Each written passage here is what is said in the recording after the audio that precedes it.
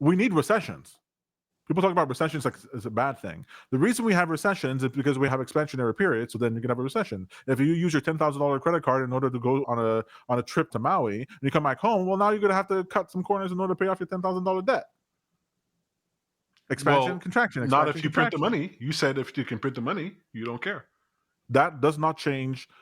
In the recession, it's a recession because it's the aggregate of the population, right? So they printed the money, but not everybody gets that. And so the business who hired too many people will now have to start selling off people or firing people because their labor is the highest line item on their books.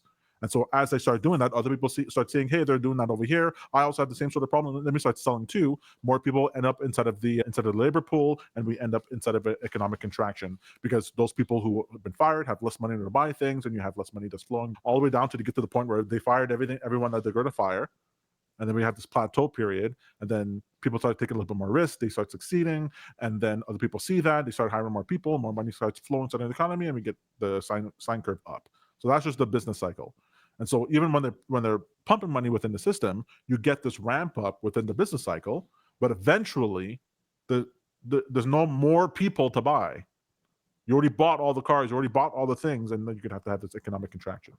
And you're then saying that's a good thing. It's natural. It just happens. Well, that happens naturally anyway. Yeah, but And is then it painful?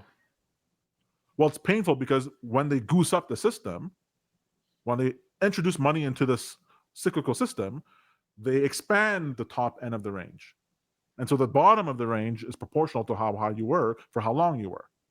So the longer you've built up on it, the more you're going to have to spend time paying it off. So Now, why if goose it that up at money all? is used in a productive way, if it's not a trip to Maui, but instead it's to start a new business or whatever, like when you take out a loan from a bank and it generates productivity and you end up with more money incoming than you did before you did this, well, then you pay that back faster and then you don't have the same economic contraction. But that's not the way money has been spent by the governments